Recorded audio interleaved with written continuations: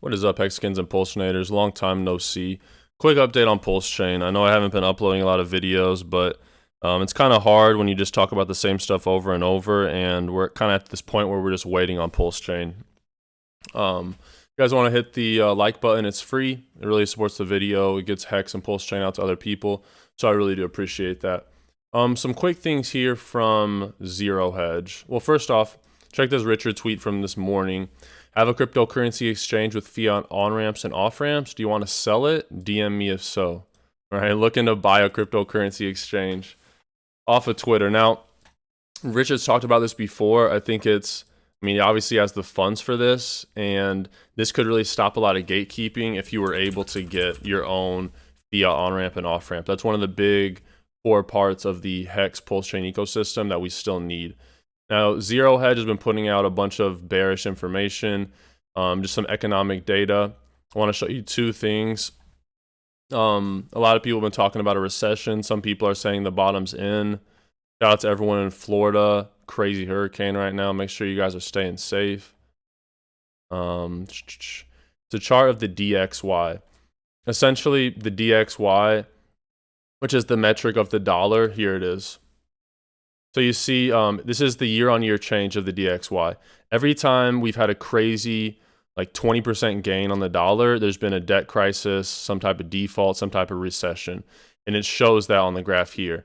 You can see currently the DXDY is at, in recent, decade all-time highs. It doesn't usually get much higher than this, right? It's hard for any asset, especially the dollar, to have a 20% gain in a year or two, okay? So what's going to happen here? What's the next financial crisis? Who knows? But, stuff's going on right now. And the thing about crypto is there's never been a bearish global macro sentiment. Crypto came out after 2008 financial crisis. It's kind of been, sweet sailing and rainbows since then. So this bear market is different for crypto, in my opinion, because we've never seen this global meltdown, inflation at levels like it is in crypto's short-term lifespan. The only real recent update, shout out to Christina Hype, that I've seen is we have limit orders on Pulsechain now and PulseX. So, limit orders are coming through. But I have a question for you guys before I show you some alpha from Richard's, one of his last streams.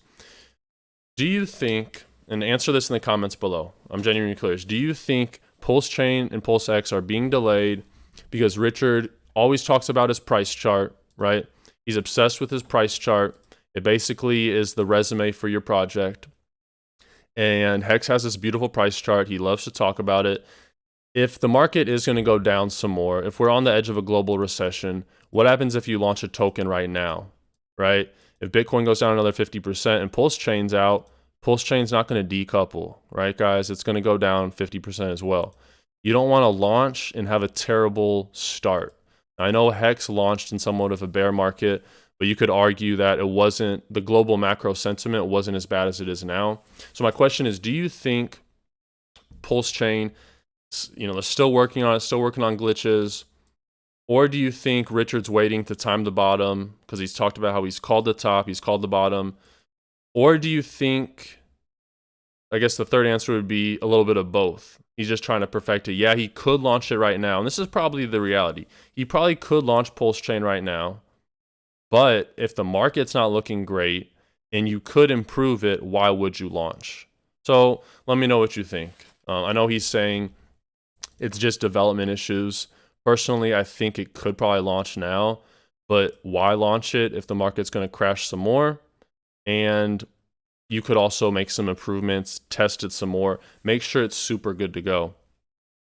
And shout out to Crypto Wisdom on YouTube. I want to play this video.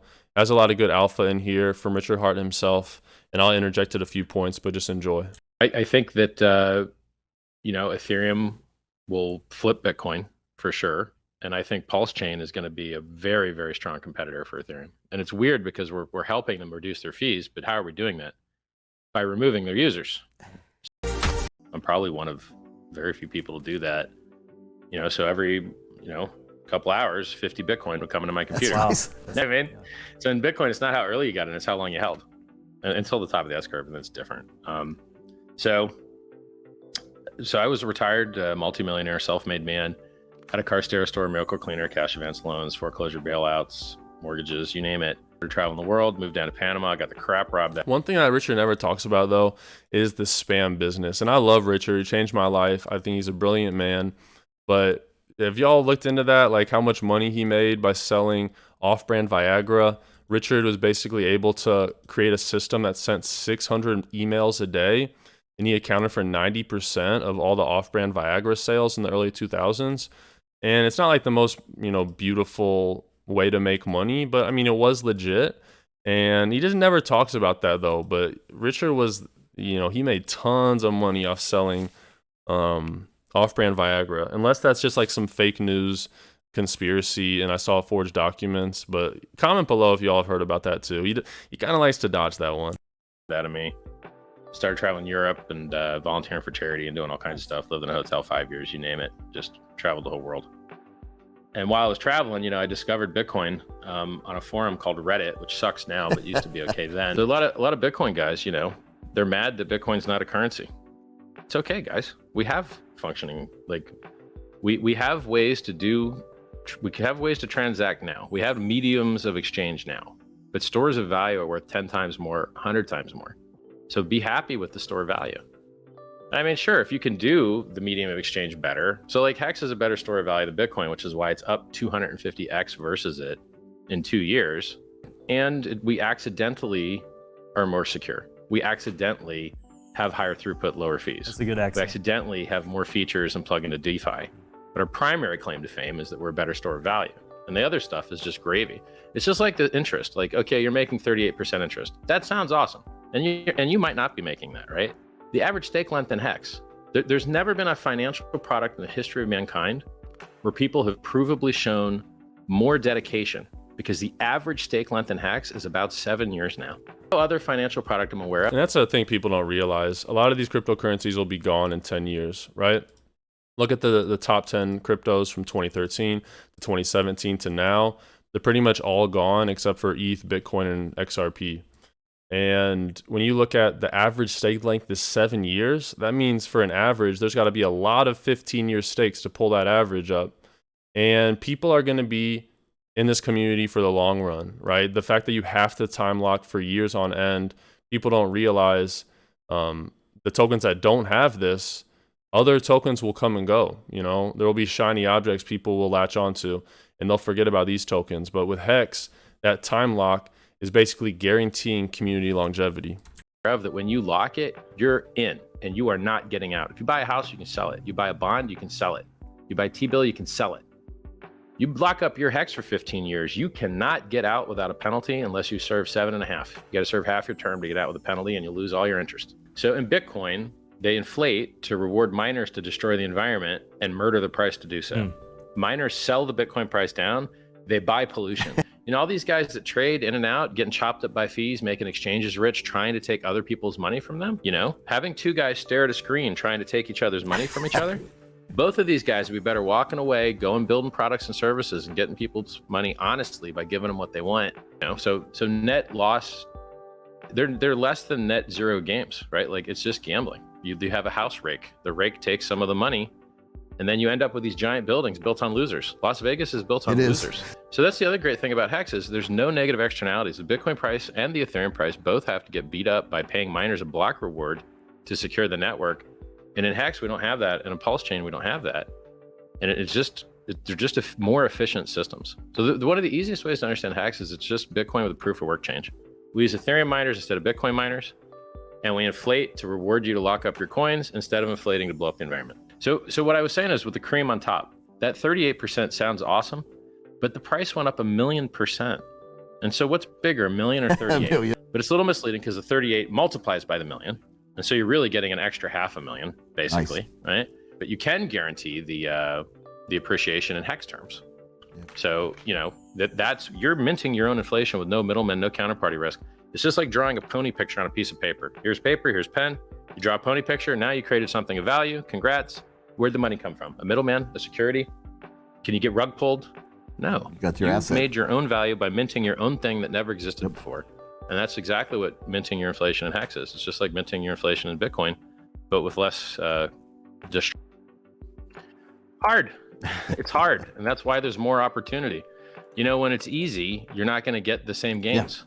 When everyone's done it, you're not going to get the same gains. A large part of the profit and speculation is getting into something before someone else. They go, there's no liquidity.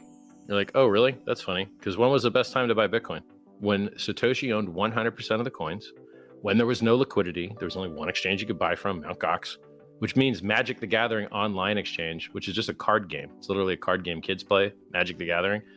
The URL Mt. Gox literally meant card trading website, but they just used the URL for a Bitcoin trading website instead. Yeah. And then, and when did Bitcoin? That is pretty wild if you think the first cryptocurrency exchange, I didn't know that, Mt. Gox was for Magic the Gathering online exchange. It really just kind of goes to show the people that were early into crypto are the same nerds that are the card collectors, Nerds are on top these days, though. Bitcoin's price go up the most when it had the highest inflation, but people get it all backwards, and they look at opportunity in the face and they're like, Hex is so small. There's only 300,000 people that could possibly hold Hex. There's only 300,000 wallets. I think there's 330,000 there. You're like, yeah, that's awesome. That's called opportunity. You want to get in while it's hard to buy. So basically, the majority of Hex trading is on chain. So you can really, there's the minimum amount of fake crap. You can see who's buying, who's selling, whether they staked, how long they staked for, whether they usually sell when their stakes are over, whether they restake, what other coins they like. You can see this all. It's on chain. And they do this. They do this all the time. So you limit your counterparty risk with the exchange by doing multiple transactions, and then you put it in your wallet. Now you're in control, and now you can't get screwed by your exchange. There's no counterparty risk. This is what cryptocurrency was invented for. And it's also what gives you all the gains. How many people out there try to start businesses and outperform Bitcoin? Even people that started Bitcoin businesses didn't outperform Bitcoin. Just holding the coins beat all the businesses. Then every dollar you pay a developer, you didn't buy a coin with. Every dollar you pay to go to a trade show, you didn't buy a coin with. Then you look at these coins that have gone up 10,000x like Hex did. You're like, dang, I wish I'd bought the coins, Here's what people don't understand. When you deposit your money at these exchanges, you're no longer your coins. They get mixed in with everyone else's money, and you are not a secured creditor. And because you're not a secured creditor and you don't have a UCC1 form filled out, it means that in bankruptcy, you get paid last. And all the secured creditors get paid first. Not your keys, not your coins. And the trains have crushed people so many times, and I beg with them, I plead with them. I begged people to take their coins off of BlockFi. If you're a Pulsechain or a Hexinator, a Hexakin or a Pulseinator, you probably already know not your keys, not your crypto. But guys, if you're new and you still store your coins on a general exchange like a KuCoin, Binance, Coinbase, you don't want to have your assets on there because, Lord forgive, anything does happen. Those aren't your coins. So always, if you have more than $500 in crypto, you should have a Ledger or a Trezor and buy it directly from Ledger or Trezor. Don't buy it on Amazon. And just a reminder for you newbies, don't keep your crypto on a central exchange. Celsius and all these stupid lenders, Cred, I begged them. They didn't listen. They lost all their money. Well, originally it was, okay, Ethereum is better than Bitcoin. Let's just have a coin that we give for free to Bitcoin holders that lets them transact on the Ethereum network. And then it evolved. Then I was like, all right, well, let's have price performance too. What kind of features can we add to it? Well, what's the only thing that the price chart cares about? Buying and holding. All right, well, let's just monetize buying and holding directly. If you buy and hold, we'll pay you inflation. All right, let's do that. And then, we got to simulate compounding interest. So how can we simulate compounding interest? Because it takes too much computation to keep writing to the database every day, all these inflation numbers to all these people. And we go, okay, we'll have a share price. And mathematically the same. Instead of beating up the database to pay everyone the rewards, if the old guys more shares or the new guys less, the ratio is still maintained the same. And guess what that gives us? That gives us a share price chart that only goes up and to the right forever in Hex terms. No overhead, no electricity costs, no facilities cost. And in Bitcoin, your miners become worth nothing over time because they aren't efficient enough. The new ones make them obsolete. In Hex, the earlier you get in, the better share price you got, you become more powerful over time. Let's have people be able to turn their Ethereum directly into Hex in a smart contract in the beginning. And then we don't have to, beg exchanges and middlemen. Oh, please, middleman exchange, victimize our users, but let them on ramp, and then we were like, let's have a referral program too, but let's just cut it out after a year. Let's put it on a timer so that the referral program stops after a year. to maximize efficiency, because that's middlemen. I mean, referrers are kind of middlemen, right? So it's good in the beginning, but let's have it disappear. And it all worked perfectly, flawlessly for years. It's over 1,000 days in perfect operation now. And, you know, the price went up 1,000,000%, 10,000x before staking. If you'd staked, you would have got, some people made an extra 2x. If you were staked on November 19th, there was something called the big payday. You got an extra 33% no matter what. If you were staked for 1 day, you got an extra 33%. I kind of like, so giving people these high APYs is awesome, or having the system allow people to mint their own high APYs is awesome. But it would be even cooler if those APIs were lower and you just got that extra on the price chart. Yes. The difference is, like, inflation and hex is nothing like Bitcoin. They have to sell it in Bitcoin. Yes. You don't have to sell your hex inflation. You don't have to, because you don't have any costs.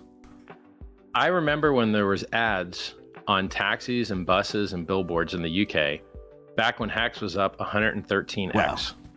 And everyone cried and yelled and screamed scam and screamed Ponzi. And then it went up another 10x. And then it went up another 10x.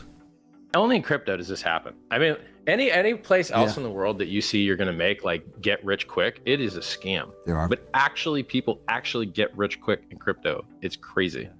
You got to buy something that's got product market fit. Do not get scammed. It's going to sound funny, and I'm going to give you the best answer I can. I'm a Richard Hart maximalist. The stuff I invent is awesome. The stuff I didn't invent very often turns out not to be awesome. If you don't like me, you don't like the products I've designed, Bitcoin exists. This is what I always say too. It's not a sacrifice phase unless it's a Richard Hart sacrifice phase. There's a lot of products in the Pulsechain community started by community members, but they just take away from dollars that could be put into Hex and Richard Hart projects. Not trying to FUD these other projects, but just be very careful when you are picking people in the community to support, because I think a lot of them, most 99% of them, all of them probably 100% will not outperform what Pulsechain and Hex can do. It gained 3 times less than Ethereum after the COVID dip. So at the bottom of the COVID dip, when the stock market dumped massive and crypto dumped more massive, Bitcoin got up. So it bottomed at 3,800 and then went up to, actually, I can't remember where the exact bottom was, but the price went up about 20x. Ethereum bottomed at 88 and went up to 5,000. Better. So it's 3 times more. A lot better. But now Hex went up hundreds or thousands of fold. And so I would definitely recommend Ethereum over Bitcoin. And, you know, it's biased. I did invent these things, but go look at the reasons that they're great, right? Go look at the price chart. You got to look at the bottom up. If you look top down, Bitcoin will always look like a bad investment. I can show you 4 places that Bitcoin dropped like 80%. Wow. But it went up 690 million%. Right. So, you know, if you're looking top down in crypto, you're not really looking at the right way. You got to look bottom up. I think that Bitcoin's S-curve will continue to be topped out. You'll see very mediocre gains in Bitcoin. You're just barely up from 5 years ago. I think that, you know, Ethereum will flip Bitcoin for sure. And I think Pulsechain is going to be a very, very strong competitor for Ethereum. And it's weird because we're helping them reduce their fees, but how are we doing that? By removing their users. So it's the same code. It's just more efficient. So, like, I think So that's all I got for you guys. If you guys enjoyed the video and you're still watching, comment mayonnaise by watching to the end of the video. It really supports the channel. So thank you in advance if you're still watching. Let me know you're a loyal supporter by commenting mayonnaise below. And answer that question I put at the beginning of the video. Do you think he's waiting for the market to bottom to launch and it's ready now? Or do you think Pulsechain actually is in shambles and they still are working on it? Thanks for watching, guys. God bless you. Subscribe if you're new. Until next time.